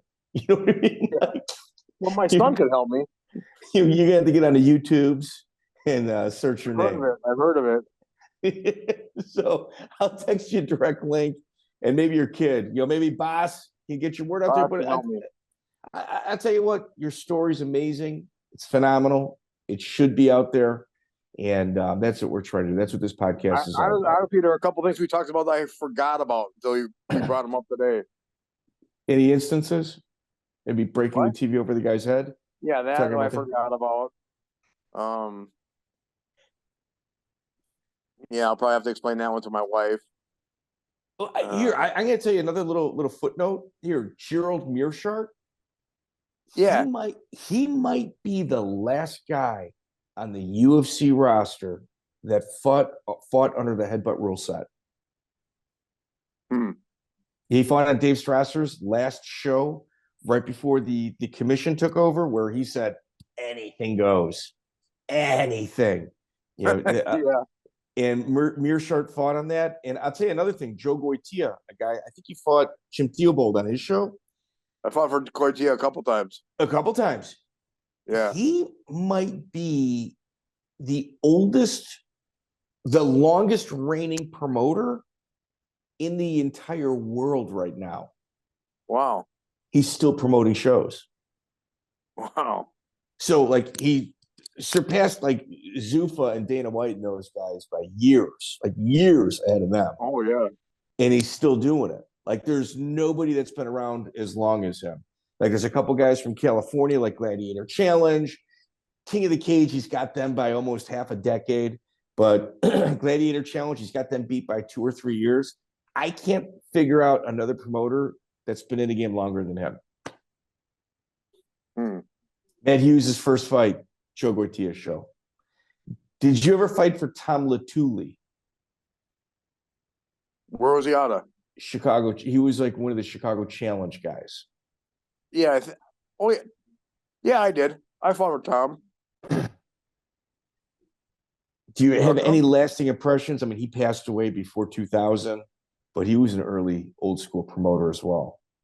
I enjoyed it. He ran a show in Waukesha, Wisconsin, and I also fought for him down in Illinois a couple times. So he ran good shows. Yeah, I mean, he was one of those guys. He ruled with an iron fist, but his word was his bond. You might not like it, but he paid you what he said he was going to pay you. Oh yeah. How come you never fought Shonie Carter at the Tropicana? I don't know. The Tropicana nightclub. So the Tropicana nightclub here in Chicago would beat this guy. You win $500, and Shonie Carter probably fought, I don't know, 150, 200 times there, and it was just it was kind of like come one, come all. He'd be fighting guys with belt buckles on or cowboy boots. These guys working security. I remember a little bit of this, but it just sounded like Wild West to me. So okay, you avoided it. I wasn't interested in that.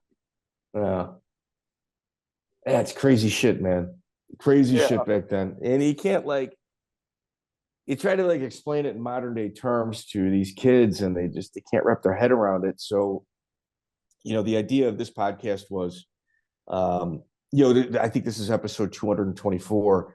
We get the old school guys. We talk about the Wild West. We've had several that have passed since then, and their stories live on. It's like I'm an old school boxing guy, and I remember watching my trainer pass away and thinking, all those stories are gone. All those stories are gone. So we're trying to capture guys like you, that that still got a hell of a story to tell. Yeah.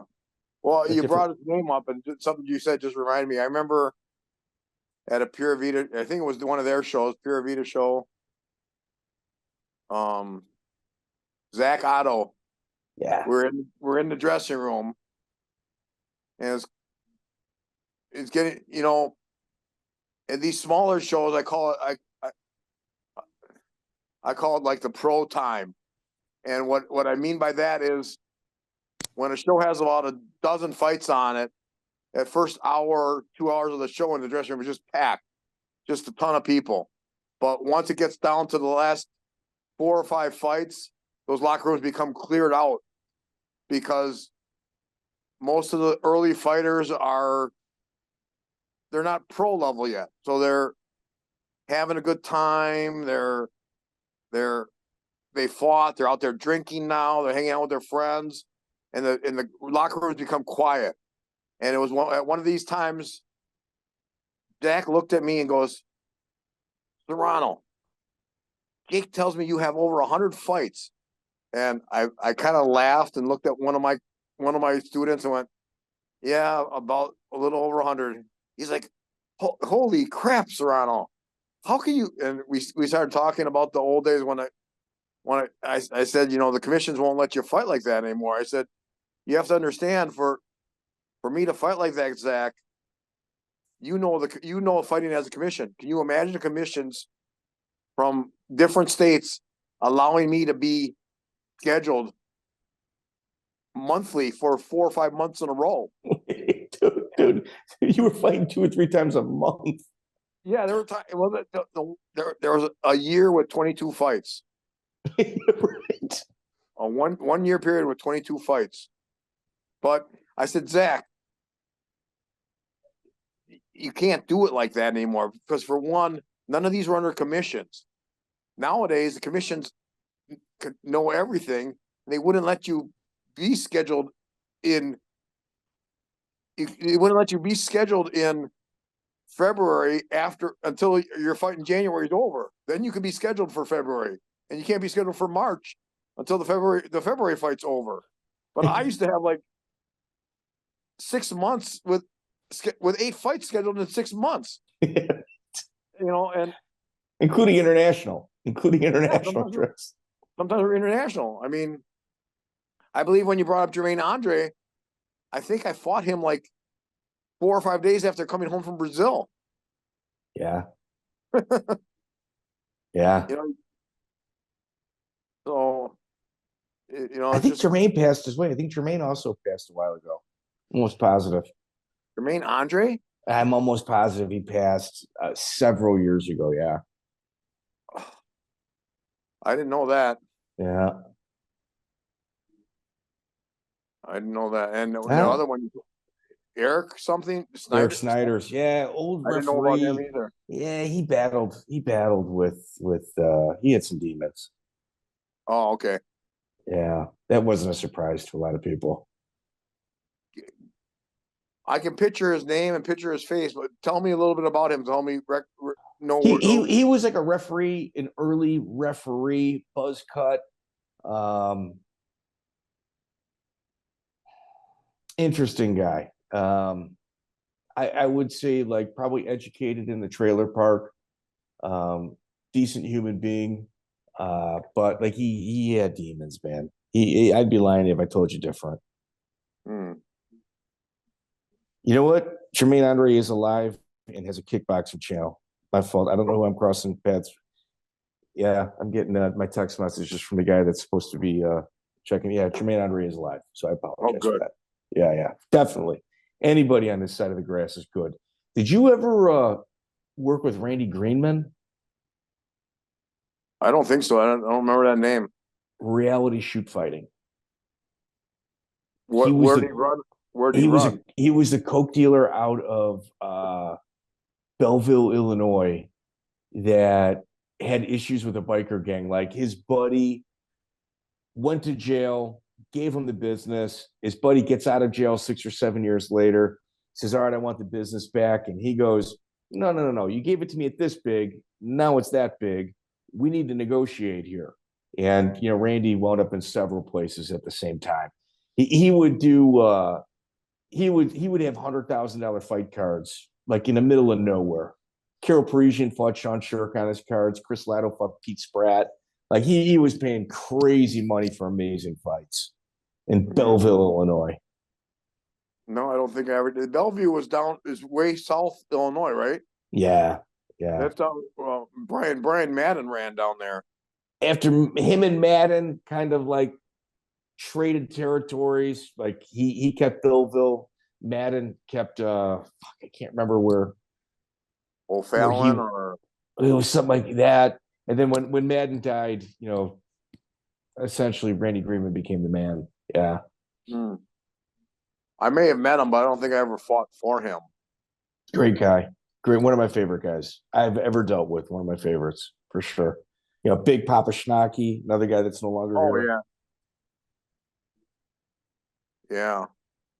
Like I had a conversation the other day. If Big Papa Schnocky were here, he'd probably be the ring announcer for Bare Knuckle Fighting Championship. Like that was just perfect for him. Yeah. Yeah. I knew about him. I went to his funeral. Yeah. Rockford, Illinois. Right. And then Phil Johns, another old school cat that's been around. Iha, Fabiano Iha. Speaking of arm bars, Fabiano Iha armbarred him. You fought for Phil a couple times. Right. The Silverback Challenge. Yeah. Yeah. We talked about the rainstorm where Rob fought, and then I was supposed to fight Guida's older brother. Yeah. Yeah, that was for Phil Johns. In his hometown. I can't remember the bar he ran in his hometown. Yeah, Canton, Illinois. Bob Long. If you look at like people that have put guys in the UFC, it's always a coach's dream to do that. And you take Bob Long and you put him in Canton, Illinois, where there's maybe 10,000, less than 10,000, maybe like 4,000 people. He got Phil Johns, Derek Noble, and he got one other guy. Pete Whisper Goodman, teacher. Shit, dude, it's gonna haunt me. He put 3 guys in the UFC. From a really small podunk town. Right. Yeah, pretty impressive, man. Yeah. So, Adrian, greatly appreciated, man. Thank you for joining us. No problem, man. No problem. Ladies and gentlemen, if you got an iPhone like this here, for my audience, this is an iPhone. There's an app on it that says podcast underneath it. Let me blow it up for you guys so you guys can actually see it. Do you see that app right there? It says podcast on it. If you go into that, you can actually listen to this and leave a review. When you leave a review there, it helps us with the algorithms and it really pushes it. So if you really like this content, dude, we spend a lot of time on it. All of us spend a lot of time on it. It's not just me. There's a guy that's doing stamps, Andrew Mendoza. Dude, Joey Venti takes time away from his family to sit in with me. Chris Lytle's going to be joining me again in a couple episodes. He's swamped with BKFC. We got a couple interviews lined up with him. There's a guy named Josh who's helping me out with this podcast, kind of texting me in real time. The little tidbits of information that everybody kind of pushes through, it makes this thing special. Like the little incidental things where it can trigger a memory or add depth to a question or conversation and opens up the guest more. Like that's kind of what this is built on. And to pretend that I come up with all of that, it would be disingenuous. It's literally a team effort. I come up with the bulk of it, but the guys that put on the finishing touches, we're all doing it for free. Like all of us, this is all a labor of love. Like my wife right now is, when I'm not traveling for BKFC, she's laying in bed waiting for me. So if you guys can give it a share, a like, comment on YouTube. But if you go into that podcast app on iTunes, man, it'd be greatly, greatly appreciated. So, ladies and gentlemen, Adrian Serrano. Check out the full interview on iTunes, Spotify, and all major podcast platforms.